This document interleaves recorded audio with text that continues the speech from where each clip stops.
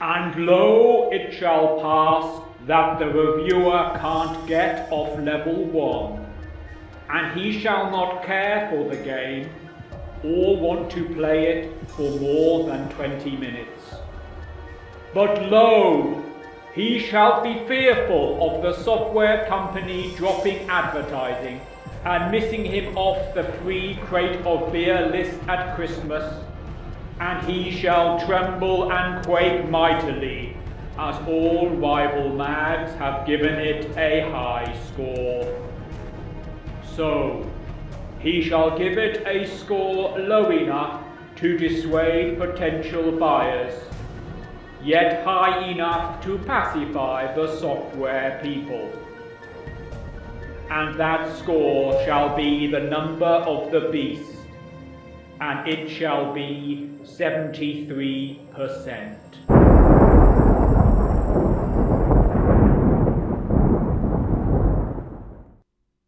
Today's defendant, the One Amiga, issue 38, November 1991.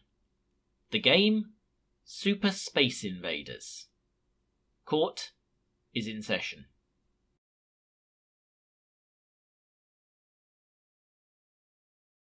Space Invaders, we obviously know. It's the first arcade game most people have heard of, predating Pac-Man by a couple of years. Even back in 1991, it seemed like a game from the past. Although, at 13 years old, it was only as old as Mass Effect, Super Mario Galaxy, Assassin's Creed, and BioShock are in 2020. And of course, we've seen a remaster of one of those already this year, and another two are heavily rumoured. Super Space Invaders was an arcade game the previous year from Taito, and got ports to every home computer that was viable at the time, and also to the Sega Master System and Game Gear pairing.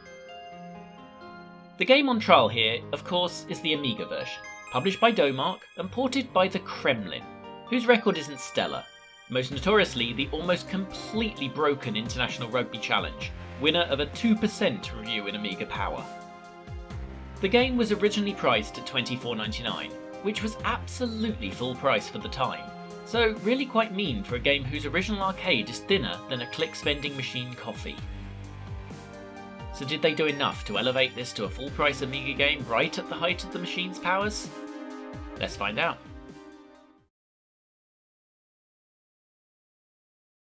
Somehow, Super Space Invaders is a 2-disc game. This somehow manages to take up more storage space than the Mega Drive version of Sonic the Hedgehog. On starting, it becomes quickly obvious why. There's an actually rather pretty pre-rendered intro going on.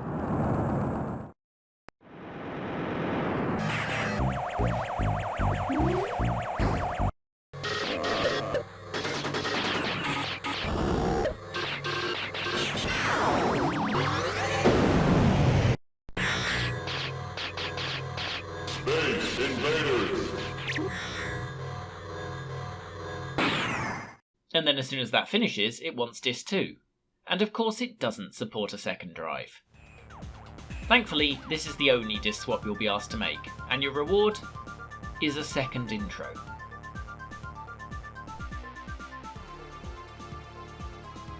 To be fair, the presentation here is top notch. This is some very nice work on the Amiga, as much as I'd rather they just cut that first one.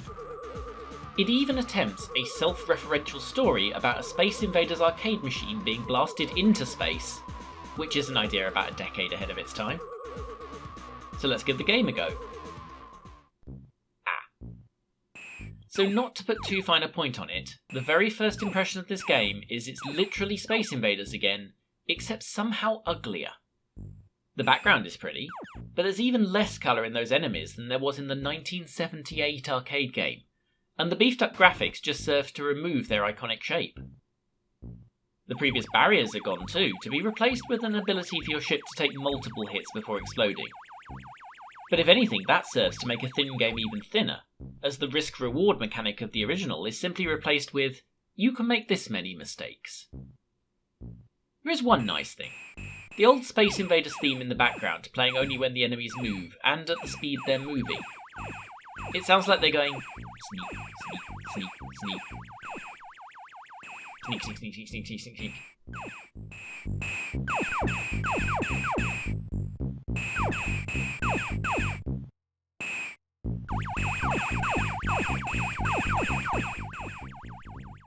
It does start to have more ideas at level 2, with enemies changing shape and slightly different formations, but this really seems like tinkering around the edges of a game that's aged visibly.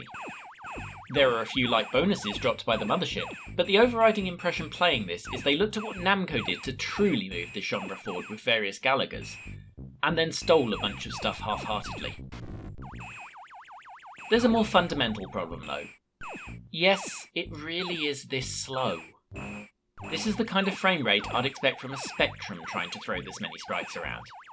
This should not be beyond an Amiga, and we know it isn't because there's any number of clones of Space Invaders and Galaga that work just fine. The exact opposite problem happens when you get to the end of a level and the speeding up of the final couple of enemies is taken to absurdity. You can talk about timing, but it's virtually impossible to hit them, especially in a world where, astonishingly, you're still limited to one bullet on screen at a time. This was an obvious hardware limitation in 1978, but is exactly the kind of thing you'd expect what is effectively a remaster to fix. It's pretty obvious that the presentation on Amiga promises things this conversion simply can't deliver. So is the original arcade machine the same?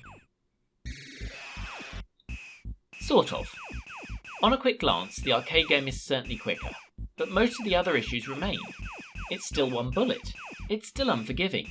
There's still little point in this existing when Space Invaders and Galaga already did long before it. The levels get a lot more imaginative than they do in the Amiga conversion at least. But still, Galaga, damn it! Fairly obviously, Galaga 88 is 3 years older than this arcade machine, and better than it in every single way. So what we have is a slightly abortive Amiga conversion of a competent but dated arcade machine being sold for £25. I don't think it's worth 73% now, and I don't think it would have been then. There were endless public domain Space Invaders clones at least this good on the Amiga, and some slick presentation fails to elevate this.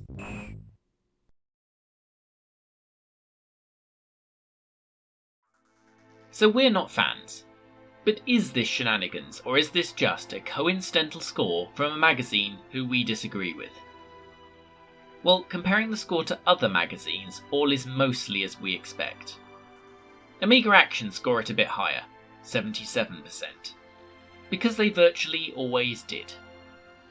Amiga Power score it a bit lower, 51%, because they virtually always did.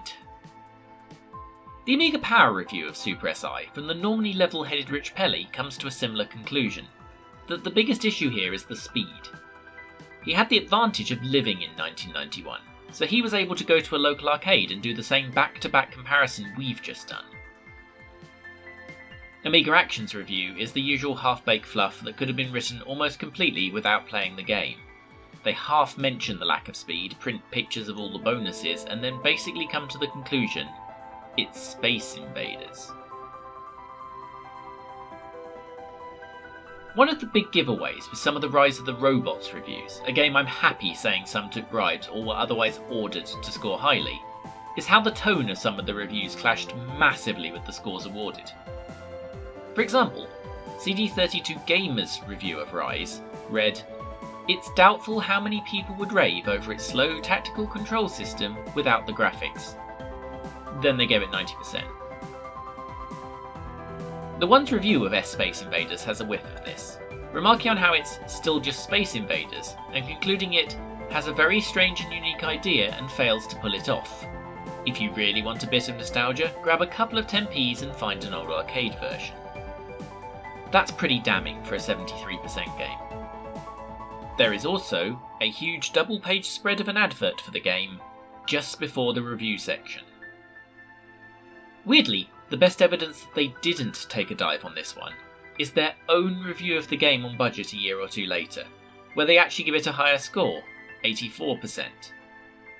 Matt Broughton concluding that at its new price of a tenner, there was enough there to justify it.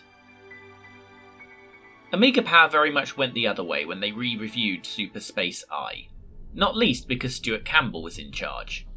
He's not wrong in the review though, where he compares the Amiga and arcade versions and basically damns it as a shitty conversion, awarding it a full 14%. He implies heavily that perhaps some of the work that went on the intros might have been better used on the game itself. I can't exactly disagree. Do we think the one were forced into this review? I think on balance, no. Even with that advert, this was not a super high profile release. It's still the lowest scoring game in the issue. I think this is just lazy reviewing, not least because that same month, the same reviewer was playing Robocod and Formula 1 Grand Prix, two of the best the Amiga has to offer. I suspect he allocated about 5% of his time to this game and dashed off a review he knew would work, and then gave it a high enough score no one would bitch about it. And it's not like it was a massively disparate mark from anyone else. The one, I find you guilty of second-degree lazy reviewing, but not guilty of first-degree corruption. I'll let you off with a warning this time. Court dismissed.